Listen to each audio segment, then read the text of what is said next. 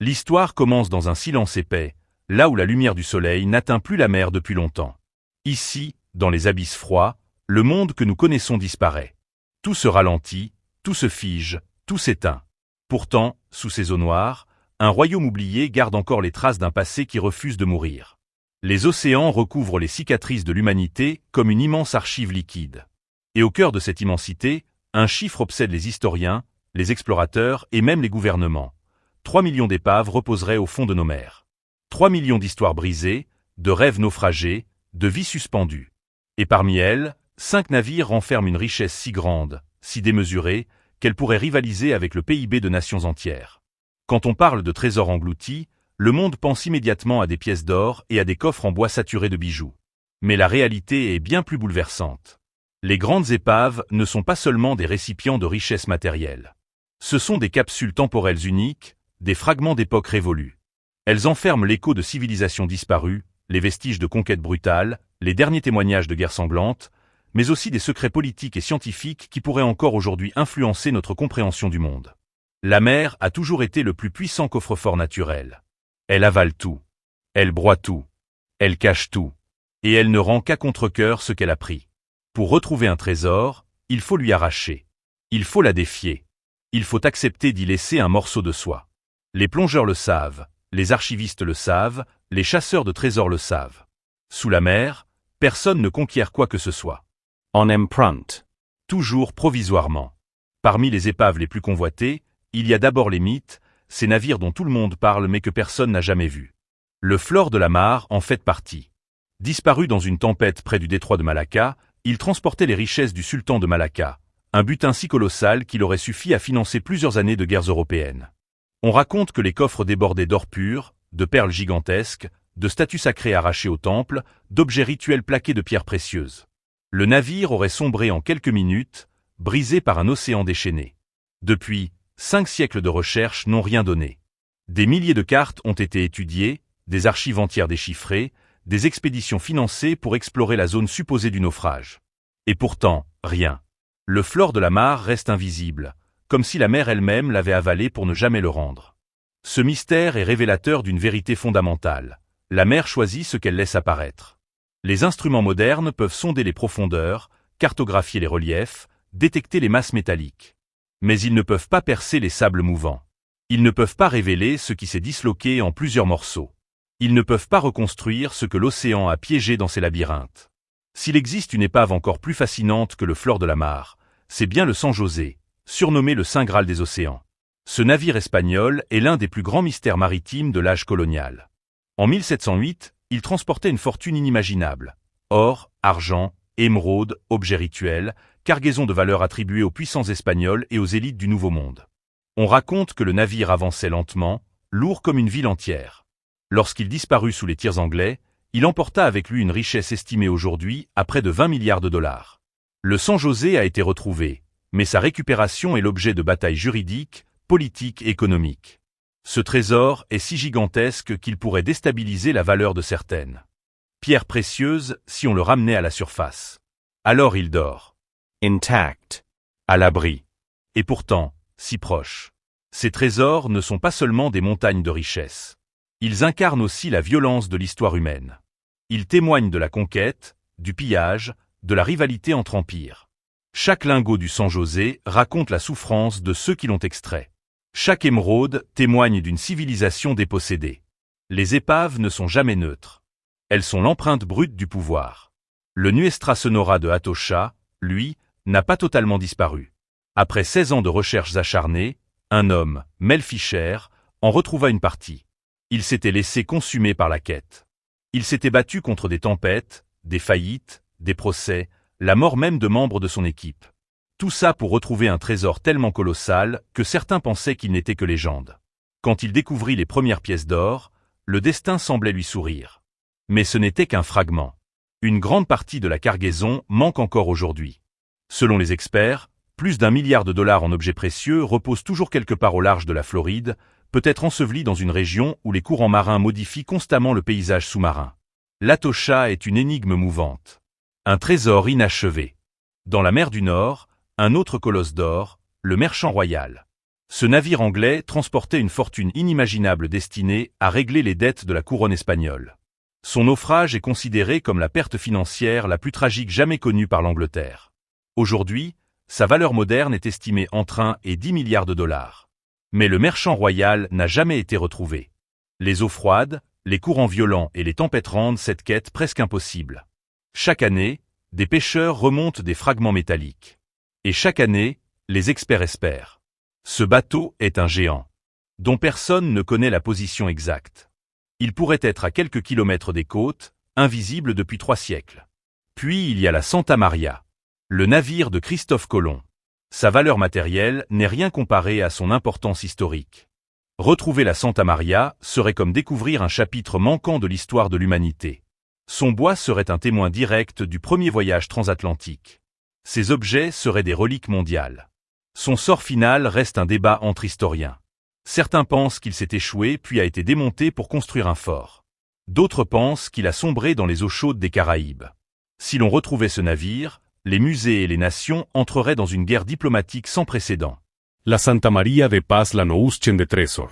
Elle appartient à un récit fondateur, chargé de conquêtes, de rencontres brutales, de chocs culturels qui ont changé le monde à jamais. Chaque épave raconte une lutte. Une lutte contre les éléments, contre la cupidité humaine, contre la guerre, contre le temps lui-même. Mais ce qui fascine, c'est que ces trésors, aussi majestueux soient-ils, ne sont que des fragments d'un océan qui garde encore des millions de secrets. Certains navires contiennent des manuscrits qui pourraient réécrire l'histoire. D'autres renferment des reliques religieuses.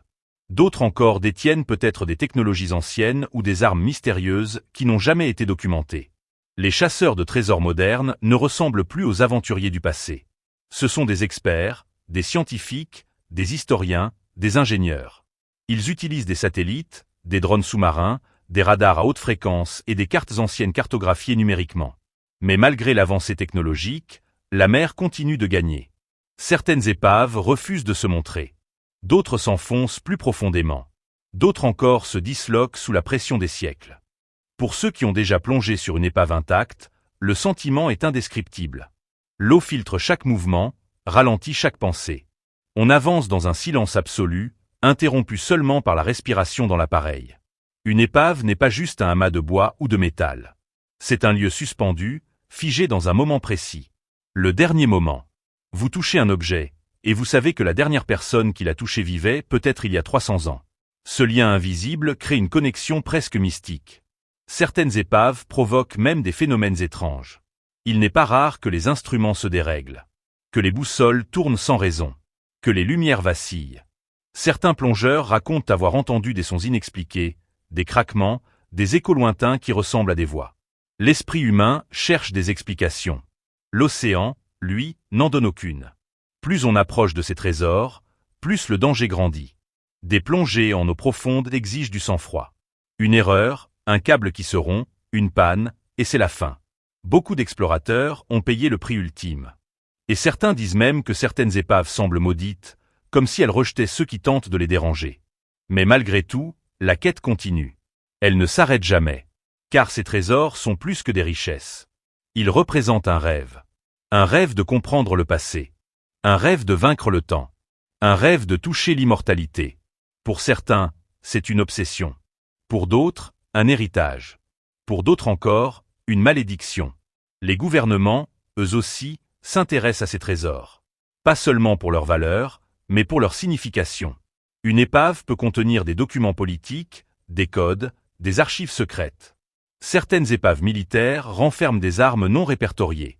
D'autres pourraient contenir des preuves compromettantes concernant des événements historiques majeurs. Les batailles juridiques pour la propriété d'une épave peuvent durer des décennies. Car parfois, récupérer un objet signifie récupérer une part d'histoire, une part d'identité nationale. Le fond des océans est un théâtre. Chaque épave est un personnage. Chaque trésor est un symbole.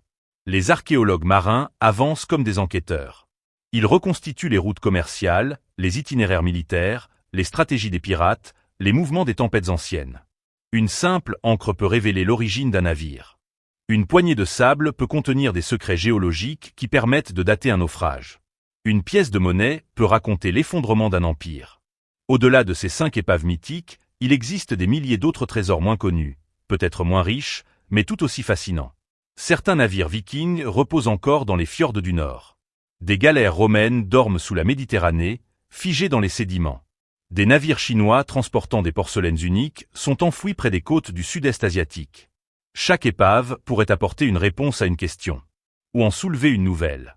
Le plus inquiétant, c'est que certaines zones maritimes sont tellement profondes que même la technologie moderne peine à les explorer. Des abysses de plusieurs milliers de mètres de profondeur, où la pression est si forte qu'elle écrase le métal en quelques minutes.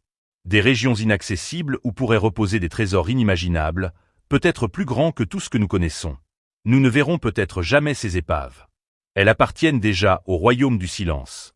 Il est possible que parmi ces millions d'épaves, certaines contiennent des objets qui dépassent notre compréhension. Des artefacts mystérieux mentionnés dans des textes anciens.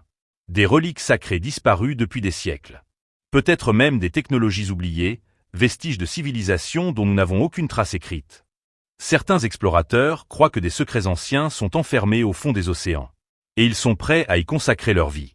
Mais alors, que reste-t-il vraiment de ces trésors? Sont-ils destinés à être retrouvés? Ou sont-ils condamnés à rester dans l'obscurité pour toujours? Peut-être que la réponse se trouve dans la nature même de l'océan. Il est le gardien du temps. Il conserve ce que nous avons perdu. Il efface ce que nous voulons oublier. Et il protège ce qui ne doit pas être révélé trop tôt. Les 5 épaves les plus riches du monde ne sont pas seulement des histoires de richesse. Elles sont des rappels. Elles nous rappellent que le passé continue de nous observer. Que l'histoire n'est jamais entièrement écrite. Que le monde est rempli de zones d'ombre et de mystères que même la science contemporaine n'a pas encore réussi à éclaircir. Chaque fois qu'un plongeur descend vers une épave, il entre dans un espace sacré. Il entre dans une frontière entre deux mondes, celui des vivants et celui des disparus. Les objets qu'il découvre témoignent du courage, de la peur, de la brutalité et de l'espoir. Il rappelle que chaque civilisation laisse des traces. Et que même engloutie, elle continue de parler. Dans les profondeurs, le temps ne passe plus de la même manière. Une épave vieille de 500 ans peut sembler intacte. Une cargaison peut sembler figée dans son dernier instant. Les poissons, les algues et les courants deviennent les nouveaux gardiens. Ils enveloppent les objets, les protègent ou les détruisent. Ils prolongent la vie de certains artefacts. Ils en effacent d'autres. C'est un équilibre fragile, presque poétique. Les trésors engloutis nous attirent parce qu'ils représentent l'inaccessible. Ils nous promettent l'aventure, la découverte, l'émerveillement. Ils nous rappellent que le monde est encore vaste, encore mystérieux, encore imprévisible. Et qu'au-delà de la surface, un univers entier attend ceux qui ont le courage. DSY Aventurer. Peut-être que l'un de ces trésors sera retrouvé demain. Peut-être qu'un navire de pêche fera une découverte inattendue. Peut-être qu'un plongeur amateur tombera sur un objet qui bouleversera l'histoire. Personne ne sait. C'est ce qui rend ces énigmes si captivantes. L'océan ne révèle rien avant l'instant qu'il choisit. Mais une chose est certaine.